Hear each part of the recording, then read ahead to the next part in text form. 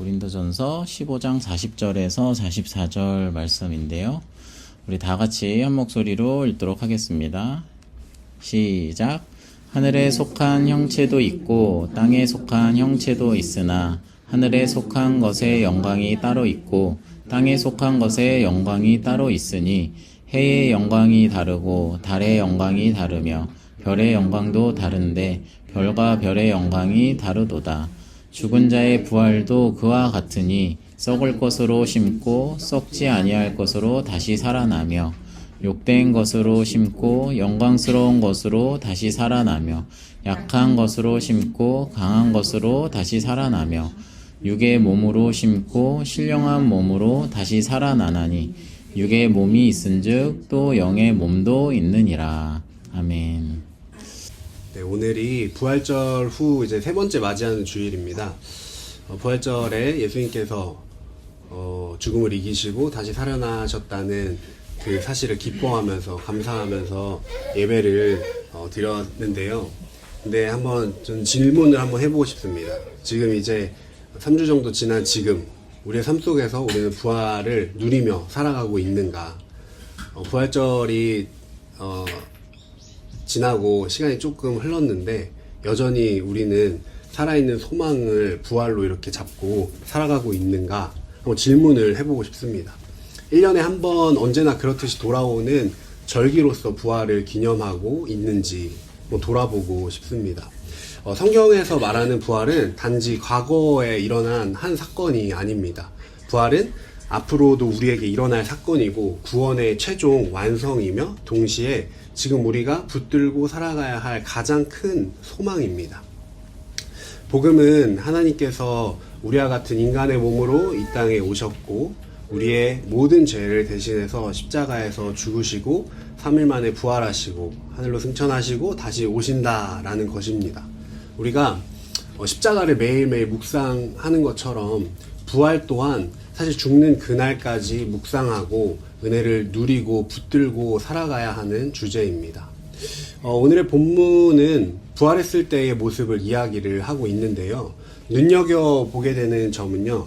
두 가지의 개념을 계속 연속적으로 대비시키는 것을 볼 수가 있습니다.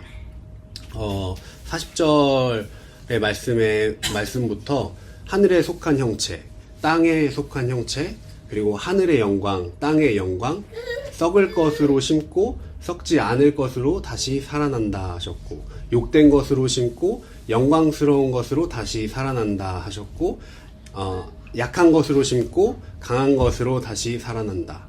육의 몸으로 심고 신령한 몸으로 다시 살아난다. 이렇게 말씀을 하고 계십니다.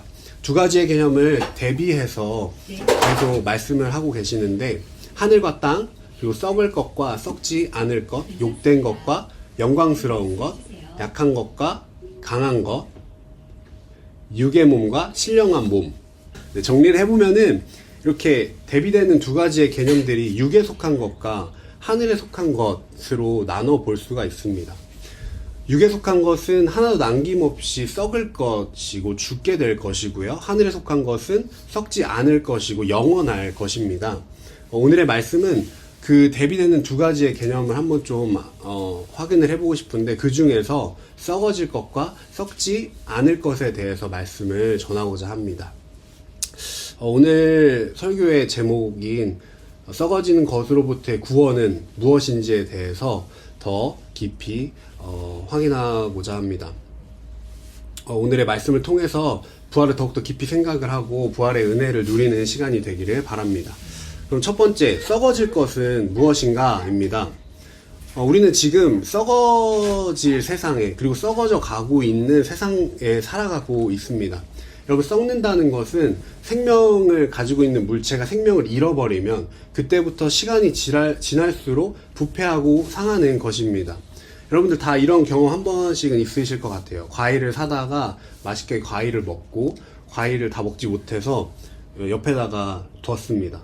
그리고 시간이 조금 지나고 과일을 이렇게 보게 되면은 처음에는 아주 싱싱해 보이지만 네, 겉으로 보기에는 아무 문제가 없어 보이지만 조금 시간이 지난 후에 보면 한쪽이 물러있고 그리고 시간이 더 지나면은 그 썩은 부분들이 점점 더 퍼지게 되고 나중에는 결국에 냄새가 나서 도저히 그냥 둘 수 없어서 버리게 되죠. 이렇게 조금씩 썩기 시작을 해서 결국에는 과일 전체를 망가뜨려 버립니다. 이것이 썩는 것입니다. 근데 이게 그 과일만의 문제일까요? 우리도 썩어진 몸을 가지고 살아가고 있습니다. 사람은 태어나는 순간부터 이미 늙어가기 시작을 합니다. 아무리 건강한 사람도 시간이 지나면 약해지고요. 병이 찾아옵니다. 몸이 예전 같지 않고. 그리고 결국에는 죽음을 맞이하게 됩니다. 이것이 바로 우리에게 나타나는 썩어짐의 모습입니다. 이 썩어짐이라는 것은 아주 작게 시작이 되어집니다. 그리고 서서히 천천히 진행이 됩니다. 시간이 지나면은 결국에는 전체를 썩게 만듭니다. 이것이 바로 오늘 본문 속에서 나오는 그 썩어짐의 모습입니다. 겉으로는 괜찮아 보이지만 속은 이미 부패가 시작이 되고 있는 것이죠. 근데 성경에서 말하는 썩어짐은 단지 몸의 문제만이 아닙니다. 성경은 우리의 마음의 문제를 함께 말씀하고 계시는데요. 에베소서 4장 22절에 이렇게 말하십니다. 너희는 유혹의 욕심을 따라서 썩어져가는 구습을 따르는 옛사람을 벗어버리고, 여기서 말하는 유혹의 욕심을 따라서 하는 그 구습은 무엇일까요? 앞에 절들을 보면 알 수가 있는데 이건 한번 같이 읽어봤으면 좋겠습니다. 에베소서 4장 17절에서 19절 말씀입니다. 에베소서 4장 17절에서 19절입니다. 네, 다 찾으셨으면 함께 읽어보겠습니다. 시작. 그러므로 내가 이것을 말하며 주 안에서 증언하노니 이제부터 너희는 이방인이 그 마음에 허망한 것으로 행함같이 행하지 말라. 그들의 총명이 어두워지고 그들 가운데 있는 무지함과 그들의 마음이 굳어짐으로 말미암아 하나님의 생명에서 떠나 있도다. 그들이 감각 없는 자가 되어 자신을 방탕에 방임하여 모든 더러운 것을 욕심으로 행하되. 네, 17절에서 19절 그리고 22절에 이르는 이 말씀을 한번 풀어서 이야기를 해보면 옛사람은 썩어져가는 구습을 따릅니다. 그리고 옛사람이 가지고 있는 그 구습은 방탕하고 더러운 것을 행하는 것을 말을 하고 있는데, 여기서 문제는 스스로가 더러운 것을 욕심으로 한다라는 것입니다. 그런데 왜 이런 구습을 따르게 되었는가? 18절에 나오죠. 무지함과 마음의 굳어짐으로 하나님의 생명을 떠나서 그렇게 되었다라고 말하고 계십니다. 근데 여기서 이제 말하고 있는 썩어질 육의 것, 구습은 무엇인지도 한번 찾아보면 좋겠는데, 이걸 잘 드러내고 있는 구절이 이제 갈라디아서 5장 19절에서 21절입니다. 이것도 한번 같이 읽어보겠습니다. 갈라디아서 5장 19절에서 21절. 네, 다 찾으셨으면 같이 읽겠습니다. 시작. 육체의 일은 분명하니 곧 음행과 더러운 것과 호색과 우상숭배와 주술과 원수 맺는 것과 분쟁과 시기와 분냄과 당짓는 것과 분열함과 이단과 투기와 술 취함과 방탕함과 또 그와 같은 것들이라. 전에 너희에게 경계한 것 같이 경계하노니 이런 일을 하는 자들은 하나님의 나라를 유업으로 받지 못할 것이요. 이런 것들이 바로 썩어지는 육신의 일입니다. 우리의 마음도 이렇게 썩어지고 있습니다. 우리는 쉽게 미워하죠. 그리고 쉽게 욕심을 내곤 하고 쉽게 교만해집니다. 같은 죄를 반복해서 짓습니다. 겉으로는 괜찮아 보이지만 우리 속에서는 이미 죄가 자라고 있습니다. 이것이 바로 성경에서 말씀하시는 마음의 썩어짐입니다. 그렇다면 이제 우리 여기서 한 가지 질문을 해봤으면 좋겠습니다. 왜 우리가 이렇게 썩어지는 존재가 되었을까? 아까 읽었던 에베소서의 말씀에는 무지함과 마음의 굳어짐으로 하나님의 생명을 떠나서 그렇다라고 말씀을 하고 계신데, 왜 그런 무지하고 마음이 굳어졌을까? 그 시작을 성경에서 명확하게 말씀을 하고 계시죠. 창세기 3장. 아담과 하와가 선악과를 먹은 그 순간부터 시작이 된 것입니다. 하나님께서 금하신 것을 먹는 그 순간 죄가 세상에 들어왔고 그 죄와 함께 죽음과 썩어짐은 시작이 되었습니다. 로마서 5장 12절에 이렇게 말씀하십니다. 한 사람으로 말미암아 죄가 세상에 들어오고 죄로 말미암아 사망이 들어왔나니. 우리가 늙어가는 이유, 우리가 점점 죽어가는 이유는 단지 시간이 지나기 때문이 아닙니다. 성경에서 말씀하고 계시는 그 관점은 우리가 병들고 약해지고 결국에는 죽게 되는 이유가 죄가 들어왔기 때문입니다. 로마서 6장 23절에 죄의 삭은 사망이요 이렇게 말씀하고 계십니다. 그리고 이 죄는 시간이 지나면 지날수록 점점 더 깊은 부패를 만들어냈습니다. 창세기 3장에서 일어났었던 그 아담과 하와의 사건 이후 창세기 6장에 보면 바로 그 결과가 나오는데요. 노아의 그 심판, 첫 번째 심판이 노아의 홍수 사건이 일어나기 직전에 하나님께서 말씀을 하십니다. 창세기 6장 11절 12절에 그때에 온 땅이 하나님 앞에서 부패하여 포악함이 땅에 가득한지라. 하나님 보신들 땅이 부패하였으니. 여기서 사용된 부패가 오늘 우리가 본문에서 본 썩어짐과 같은 의미를 가지고 있습니다. 처음에는 아담과 하와의 죄로 시작이 되었습니다. 시간이 얼마 지나지 않아서 온 세상이 부패한 세상이 되어버렸습니다. 사람의 생각도 마음도 행위도 모두 썩어져 갔습니다. 사람의 일부만 썩어지는 것이 아닙니다. 전 존재가 썩어져 버린 것입니다. 몸도 썩어지고 마음도 썩어지고 세상도 썩어져 가고 있습니다. 우리가 사는 현실이 이렇습니다. 우리가 사는 이 세상이 썩어질 것 가운데 우리는 살아가고 있는 것입니다. 그리고 그 썩어짐은 단지 겉으로 나타나는 문제가 아니라 죄로 인하여서 시작된 결과입니다. 그렇다면 이제 우리는 한 가지 질문을 하게 됩니다. 하나님께서 그럼 약속하신 부활은 그럼 이 썩어질 몸을 다시 붙잡게 되는 것인가? 아니면은 완전하게 새로운 존재로 변하게 되는 것인가? 이 질문을 생각을 하면서 이제 썩어지지 않을 것에 대해서 한번 살펴보도록 하겠습니다. 부활은 썩어지지 않은 것을 입는 것입니다. 오늘 본문은 우리에게 놀라운 소망을 보여주는데 썩을 것으로 심고 썩어지지 아니할 것으로 다시 살아나며 이 말씀 속에는 엄청난 변화가 담겨져 있습니다. 썩어지는 것이 썩지 않을 것으로 변화가 되는 것인데요. 한 가지 예를 들어보면 애벌레가 한 마리가 있습니다. 그 애벌레가 땅을 기어다니죠. 굉장히 연약하고 제한된 존재, 날 수도 없고 멀리 갈 수도 없고 그 짧은 거리를 꿈틀꿈틀 거리면서 다니고 있는 애벌레.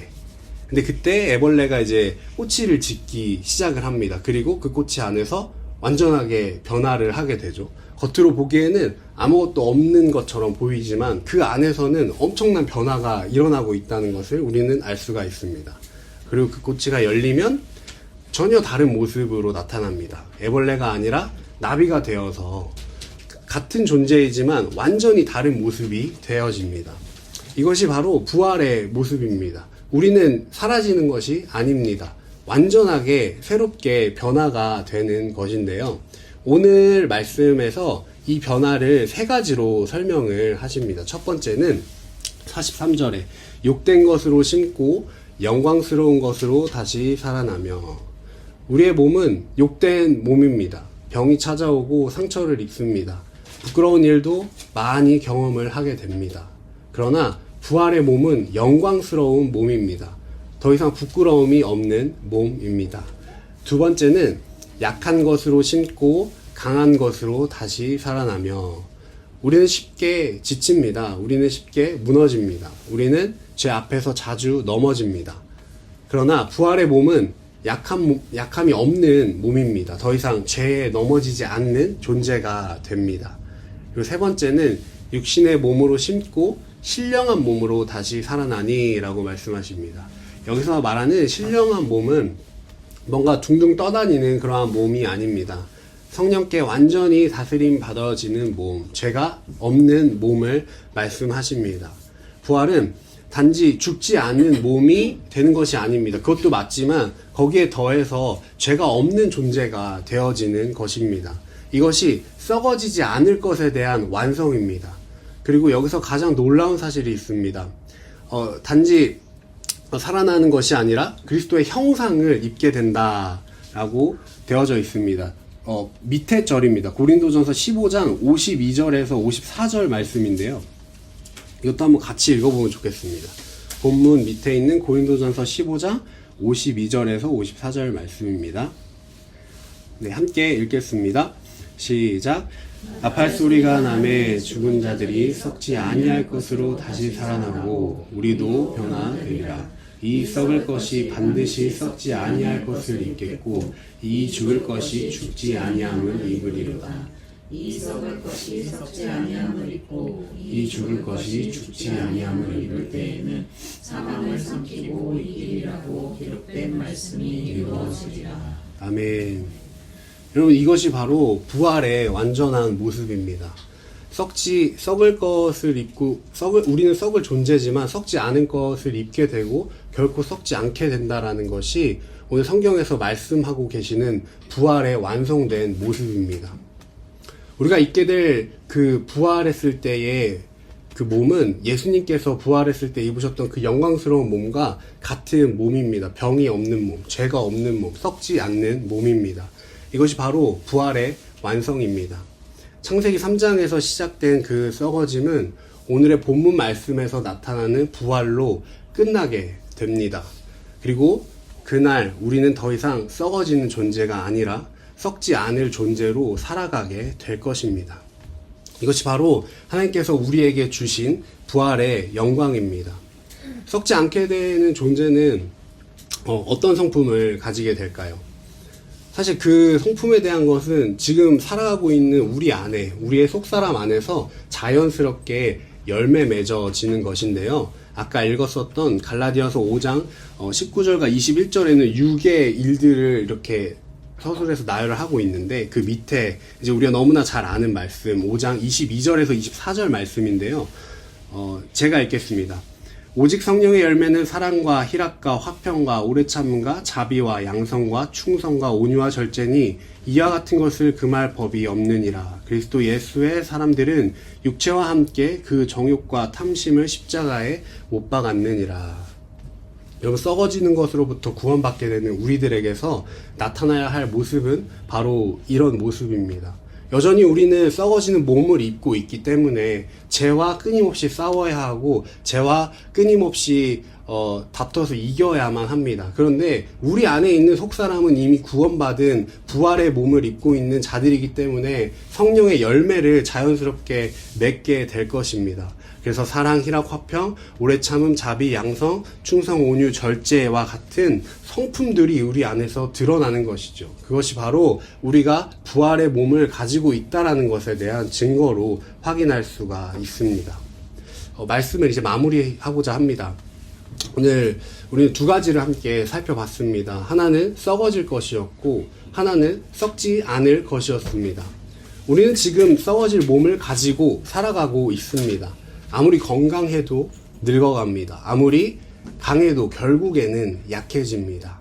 아무리 애써도 죄와 싸우며 살아가야 합니다. 이것이 지금 우리가 겪고 있는 현실입니다. 그러나 성경은 우리에게 이 현실에서 끝나지 않는다라고 말씀을 하고 계십니다. 하나님께서 우리에게 썩지 않을 것을 약속하셨습니다. 지금은 썩을 것으로 심어지지만 장차 썩지 않을 것으로 살아나게 될 것입니다. 지금은 약한 몸이지만 장차 강한 몸으로 살아나게 될 것입니다. 지금은 죄와 싸우는 존재지만 장차 죄가 없는 존재로 살아가게 될 것입니다. 이것이 바로 우리가 붙들어야 할 부활의 소망입니다. 아까도 말씀드렸지만 창세기 3장에서 죄가 들어왔고 그 죄로 인하여서 썩어짐이 시작이 되었습니다. 그 썩어짐의 어떤 결과로 바로 창세기 6장에서 볼 수가 있었죠. 세상이 부패한 세상의 모습을 우리가 확인할 수가 있었습니다. 그 이후로 지금까지 인간은 썩어지는 존재로 살아가고 있습니다. 그러나 하나님께서는 그 썩어짐을 그대로 두지 않으셨습니다. 예수 그리스도를 이 땅에 보내셨고요. 그 아들이 십자가에 내어주셨고 그리고 그분을 죽은 자 가운데 다시 살려주셨습니다. 왜입니까? 예수님께서 다시 살아나게 하시기 위해서가 아닙니다. 우리도 썩지 않은 존재로 살아가도록 하기 위하여서 그런 일들을 행하셨습니다. 이것이 바로 부활의 진정한 의미입니다. 부활은 단지 다시 사는 것이 아닙니다. 썩어짐으로부터 완전하게 구원을 받는 것입니다. 우리는 지금 썩어질 것을 바라보고 살고 있습니까? 아니면은 썩지 않을 것을 신실하게 하나님 앞에서 바라보면서 살아가고 있습니까? 세상에 있는 것들은 모두 썩어집니다. 돈도, 명예도, 건강도 결국에는 다 사라지게 되어집니다. 그러나 하나님께서 약속하신 것은 결코 썩지 않습니다. 베드로전서 1장 4절에 이렇게 말씀을 하십니다. 썩지 않고 더럽지 않고 새하지 아니하는 유업을 있게 하시나니. 우리가 기다리는 부활은 단지 다시 사는 날, 영원히 살게 되는 그러한 것이 죽었다 다시 살아나는 그러한 것이 아닙니다. 그 이상의, 그것도 물론 포함이지만 그 이상의 의미를 담고 있다라는 것을 우리는 확인할 수가 있습니다. 썩어짐을 완전히 끝내는 날입니다. 그날에는 더 이상 병이 없습니다. 그날에는 눈물도 없습니다. 그날에는 죄와 더 이상 싸우지 않아도 됩니다. 그리고 마침내 우리는 그리스도의 형상을 입은 존재로 영원히 하나님을 예배하며 기쁘게 살아가게 될 것입니다. 부활절이 지나고 세 번째 이제 맞이한 오늘 다시 한 번 더 이 질문을 마음에 품기를 원합니다. 나는 지금 무엇을 바라보고 살아가는가? 썩어질 것을 붙들고 살아가는가? 아니면 썩지 않을 것을 바라보며 살아가고 있는가?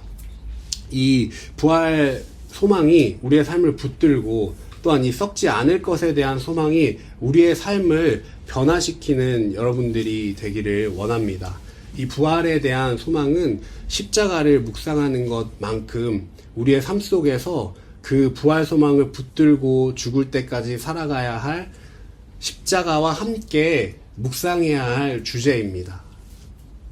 부활을 붙들고 이 땅에서 살아간다면 우리는 천국 소망을 계속해서 사모하게 될 것이고 이 땅에서 썩어질 것을 바라보는 것이 아니라 하나님의 썩지 않을 영원한 하나님의 나라, 영원한 하늘의 것들을 붙들며 살아갈 수가 있을 것입니다. 여러분, 이 말씀을 붙들고 한번 또 한 주를 살아가고 또 앞으로의 날들을 살아가시는 여러분들이 되었으면 좋겠습니다. 네, 기도하도록 하겠습니다. 하나님, 오늘의 말씀을 통하여서 부활의 의미를 다시 한 번 더 확인해 보았습니다. 지금 부활절이 지나고 3주가 지난 지금 이 시점에 다시 한 번 더 부활의 의미를 확인하기를 원합니다. 그냥 1년에 한 번 있는 어떤 기념이 아니라 우리가 평생 죽을 때까지 그 부활 소망을 붙들면서 살아가는 저희 한 사람 한 사람이 되기를 원합니다. 그래서 세상에 있는 썩어질 것을 바라보는 것이 아니라 썩지 아니할 하늘나라의 것, 하나님의 것, 영원한 것을 소망으로 붙들고 그 부활 소망을 붙들고 살아가는 저희 한 사람 한 사람 되게 하여 주시옵소서. 감사드리며 이 모든 말씀을 우리 주 예수 그리스도의 이름으로 기도드립니다. 아멘.